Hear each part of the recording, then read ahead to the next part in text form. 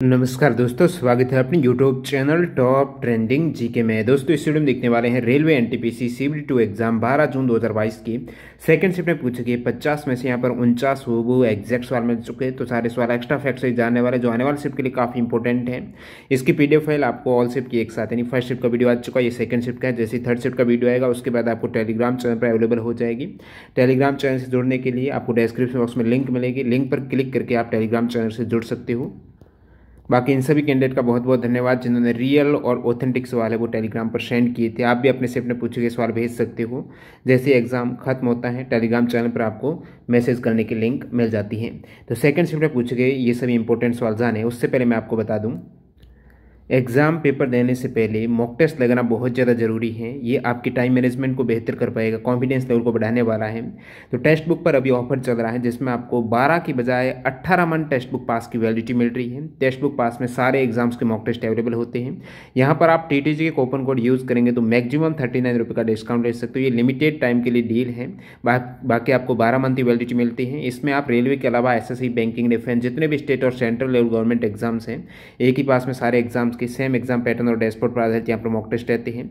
ज़्यादा जानकारी के लिए लिंक डिस्क्रिप्शन बॉक्स में है, आप क्लिक करके मॉक टेस्ट ज्वाइन कर सकते हो।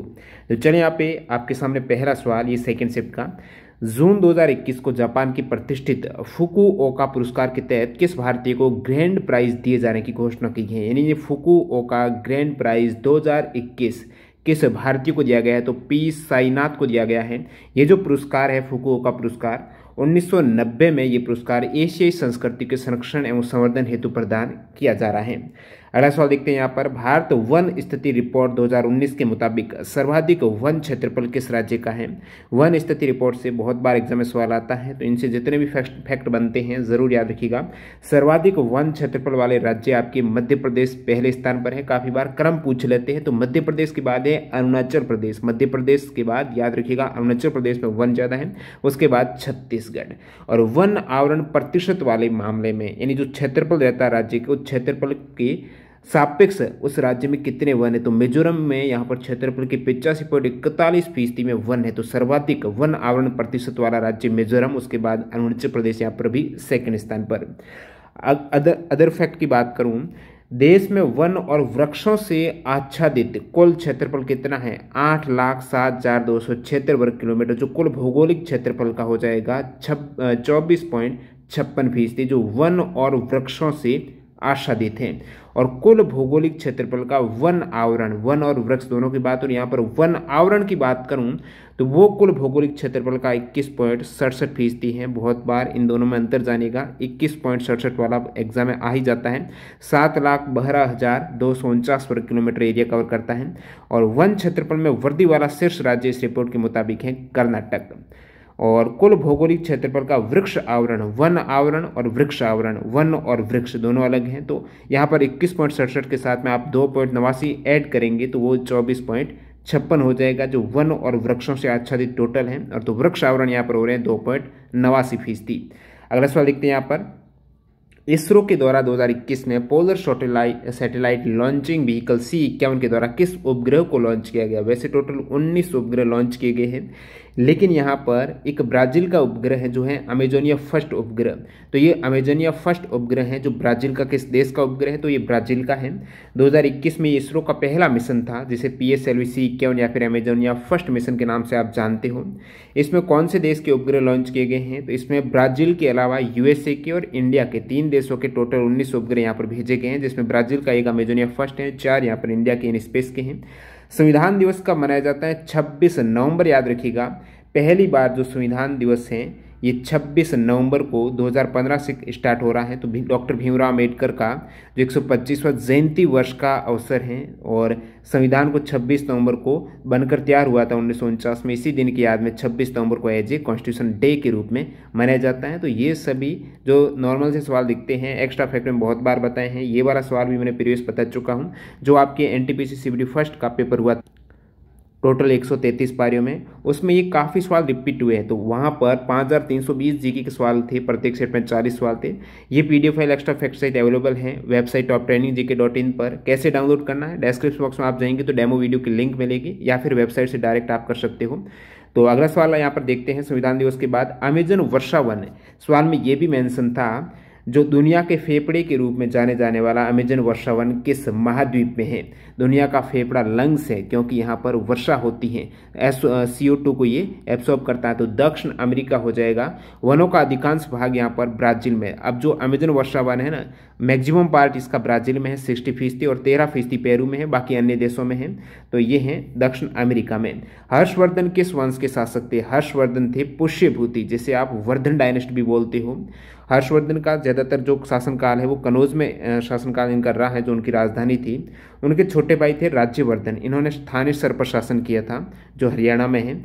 अगला सवाल है, कॉफ़ी पोर्ट, जो विश्व का कॉफ़ी पोर्ट के नाम से जाना जाता है, सेंटोस पोर्ट, तो ये कहाँ पर, ये भी ब्राज़ील में।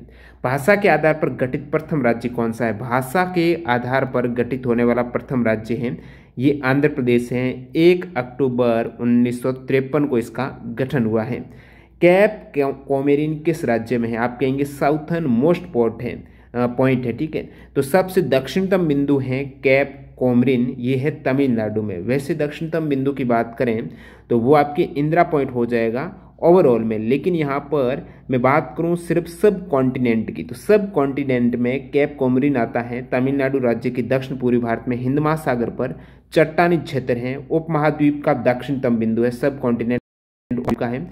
और बाकी ओवरऑल बात करें तो ये अंडमान निकोबार जो आइलैंड है, तो निकोबार आइलैंड में, ग्रेट निकोबार आइलैंड में जो साउथर्न मोस्ट पॉइंट रहता है। तो अगला सवाल यहाँ पर, लोसर फेस्टिवल अरुणाचल प्रदेश की किस जनजाति के द्वारा मनाया जाता है। लोसर फेस्टिवल मोनपा ट्राइब अरुणाचल प्रदेश की वो मनाती हैं। अभी जो लोसर फेस्टिवल है वैसे ये लद्दाख में भी मनाया जाता है, लोसार जो नए साल की शुरुआत के रूप में। सबसे अधिक गेहूं कहाँ पर होता है, तो वैसे उत्तर प्रदेश में होता है। विकल्प में पंजाब हरियाणा कॉमन करके था, अलग अलग थे कि सबसे ज़्यादा गेहूं है पूर्वी घाट, पश्चिमी घाट, पंजाब हरियाणा, तो पंजाब हरियाणा करेक्ट था। 2021 में राकेश अस्थाना को किस पद पर नियुक्त किया गया है। दिल्ली के ये कमिश्नर बने हैं, पुलिस आयुक्त बने हैं दिल्ली के राकेश अस्थाना। आर्टिकल 5 से 11 किससे संबंधित है। तो संविधान के जो टोटल 22 भाग हैं इनमें भाग 2 है वो नागरिकता से संबंधित है। तो नागरिकता से संबंधित हैं जो अनुच्छेद 5 से 11 है। भाग 1 है संघ और उसके क्षेत्र, अनुच्छेद 1 से 4 है। और नागरिकता 5 से 11 के बाद में भाग 3 में आपके मौलिक अधिकार आते हैं, 12 से 35 है। फिर आपके DPSP जो नीति निर्देशक तत्व हैं ये आर्टिकल 36 से 51 के मध्य है। नीति निर्देशक तत्व मौलिक करते हैं 51A में। तो प्रमुख भाग में जैसे भाग 8 में आपकी UT केंद्र शासित प्रदेश आर्टिकल 239 से 242। पंचायत आती है भाग 9 में। भाग 9A में नगर पालिकाएं हैं, नगर पालिका 243P से 245 ZG याद रखिएगा, एग्जाम यहाँ पर पूछा जाता है। नगर पालिकाएं कहाँ तक लास्ट 243 ZG। और OP O तक क्या है पंचायत है, फिर P से स्टार्ट होता है, Z के बाद G तक जाता है यहाँ पर। 9B में है सहकारी समितियाँ, ये भी इंपॉर्टेंट है, 243 है। H से 243 ZT तक है ये। और भाग 10 में क्या है अनुसूचित और जनजाति क्षेत्र, 244 से 244A। भाग 14 में क्या है संघ और राज्य के अधीन जो सेवाएं हैं वो न्यायाधिकरण 14A में है। और यहाँ पर 15 में है जो चुनाव है वो आर्टिकल 324 से 329A। सबसे दुर्बल अम्ल वीक एसिड इनमें से कौन सा है। वीक है, आयनीकरण नहीं हो रहा है, एसिटिक एसिड हो जाएगा। प्रबल अम्ल में आपके हाइड्रोक्लोरिक एसिड HCl है, नाइट्रिक एसिड है और सल्फ्यूरिक एसिड, ये प्रबल अम्ल है। और एसिटिक एसिड, साइट्रिक एसिड, ये दुर्बल अम्ल में आ जाएंगे। कौन सा IPv4 एड्रेस है, ये भी CBT फर्स्ट में आ चुका सवाल है। IP एड्रेस इस प्रकार का रहता है जिसमें IPv4 का ये उदाहरण है। इस प्रकार आपको देखने को मिलेगा 172, फिर 3 लेटर के बाद पॉइंट, फिर 2 लेटर के बाद, उसके बाद फिर 3 लेटर यहाँ पर और नेक्स्ट 1 लेटर। तो इस प्रकार यहाँ पर आप डिजिट देखेंगे 172.16.254.1 है। अब आने वाले शिफ्ट में ज़रूर सवाल आएगा, प्रीवियस शिफ्ट में भी आ चुका है। IPv4 एड्रेस रहता है, इसमें टोटल कितने बिट्स होते हैं। तो आप यहाँ पर देख रहे हो ये 1 बाइट है, तो 1 2 3 4, अब 4 बाइट हो गया। 1 बाइट में 8 बिट्स होते हैं, 4 गुणा 8 करेंगे तो 32 बिट्स हो जाएंगे। 32 बिट्स यहाँ पर 4 बाइट्स होंगे IPv4 एड्रेस में। अब ये IPv4 का उदाहरण था, इस प्रकार आपने देखा। बात करूं यहाँ पर मैं IPv6 की, तो IPv6 में इस प्रकार का एग्जाम्पल 2001, ये DB8, इस प्रकार ये आप देख रहे हो ना, यहाँ पर सिर्फ डॉट ही था, ये डबल डॉट। तो इसमें कॉलन भी है। नेक्स्ट वाला यहाँ पर राष्ट्रीय उपभोक्ता विवाद निवारण आयोग national consumer dispute redressal commission की स्थापना कब हुई है? 1988 में राष्ट्रीय उपभोक्ता विवाद निवारण आयोग की स्थापना है उपभोक्ता संरक्षण अधिनियम 1986 के तहत। तो ये तो उपभोक्ता संरक्षण अधिनियम है 1986 जो 2019 का रिप्लेस हो गया है 1986 वाला, ये 2019 हो चुका है। राष्ट्रीय उपभोक्ता अधिकार दिवस 24 दिसंबर को मनाया जाता है। जिया मोहिउद्दीन डागर किस वाद्य यंत्र से संबंधित है? रुद्र वीणा से संबंधित वादक हैं। प्रमुख वादक जैसे भारतीय शहनाई वादक में बिस्मिल्लाह खान, एस बलेस, अनंत लाल, अली अहमद हुसैन खान का नाम आता। सरोद वादक में उस्ताद अमजद अली खान, उस्ताद अलाउद्दीन खान, अयान अली खान, अमान खान। सितार वादक में पंडित रविशंकर, निखिल बनर्जी, विलायत खान। तबला वादक में अल्लाह रखा खान, जाकिर हुसैन, चतुरलाल, समता प्रसाद मिश्र, अनोखे लाल, कंठे महाराज, कृष्ण महाराज, ये तबला वादक में। महात्मा गांधी राष्ट्रीय ग्रामीण रोजगार गारंटी अधिनियम 2015 जो 2005 वाली जो नरेगा योजना है, इसमें जो मिनिमम जो पारिश्रमिक निश्चित पारिश्रमिक है कितने दिन का रोजगार है? 100 दिन के रोजगार की गारंटी यहाँ पर। ये 25 अगस्त 2005 को अधिनियम पारित हुआ है, इसका नाम नरेगा रखा गया है। 2 फरवरी 2006 को ये कार्यक्रम आंध्र प्रदेश के अनंतपुर से प्रारंभ किया गया है। शुरू में 200 अत्यंत पिछड़े जिलों से आरंभ हुआ था। 1 अप्रैल 2008 को इसे पूरे भारत भर में लागू किया गया और 2 अक्टूबर 2009 को इसमें नरेगा के साथ में महात्मा गांधी यानी मनरेगा ऐड हो गया यहाँ पर। अगला सवाल देखते हैं, विधानसभा चुनाव में बड़े राज्यों में उम्मीदवारों के द्वारा खर्चे की गई जो प्रत्याशी खड़े होते हैं विधानसभा लोकसभा में जो खर्चा करता है, तो पहले जो लिमिट थी वो 28 लाख से ज़्यादा खर्चे नहीं कर सकते थे, बता नहीं सकते थे। तो 28 लाख से बढ़ाकर ये लिमिट कर दी है विधानसभा चुनाव में 40 लाख। इसमें भी अलग अलग राज्य, बड़े राज्यों में 40 लाख है, बाकी में 28 लाख। जो पहले 20 लाख थी, छोटे राज्यों में अधिकतम खर्च सीमा पहले जो 20 लाख थी वो 28 हो गई है, बड़े राज्यों में 28 से 40 हो गई। ये तो थी विधानसभा की बात।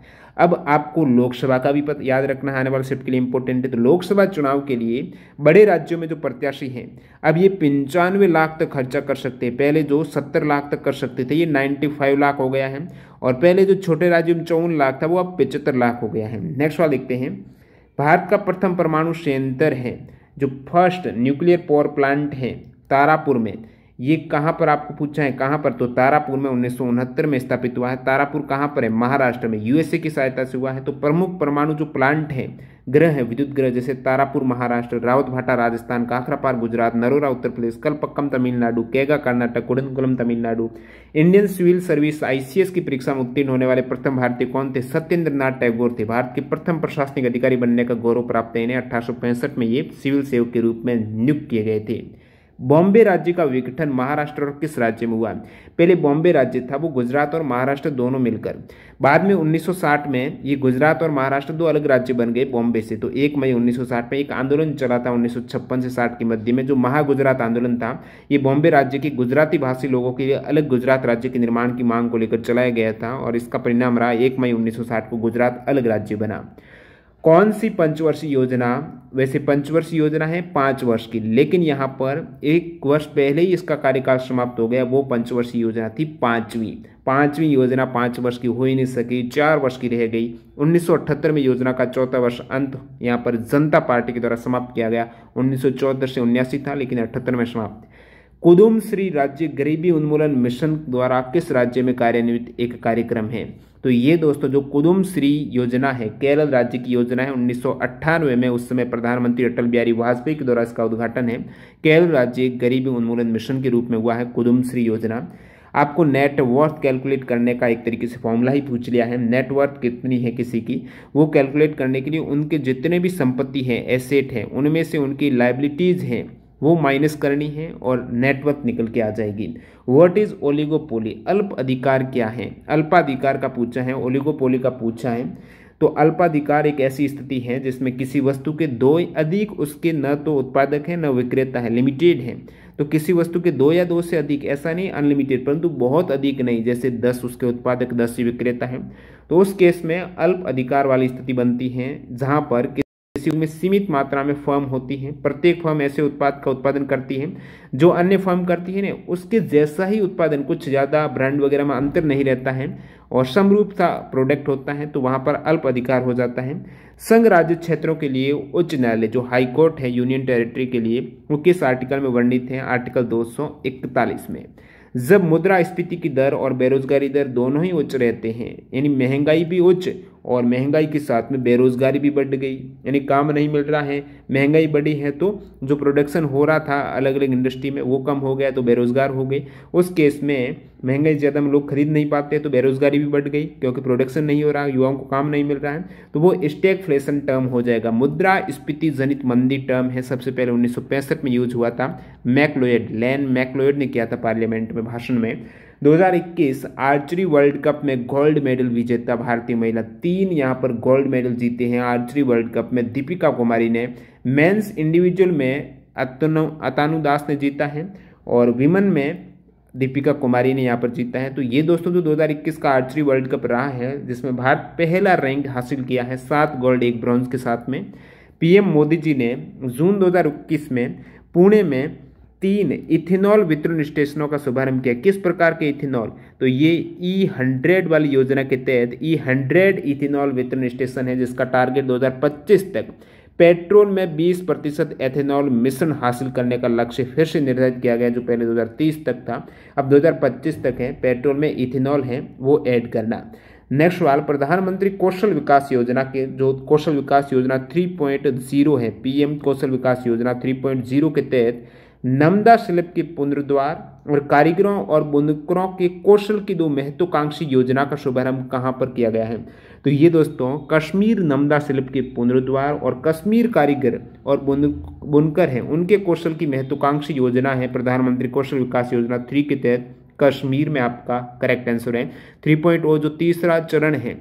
ये दोस्तों 2021 में जनवरी 21 में इसका शुभारंभ किया गया है।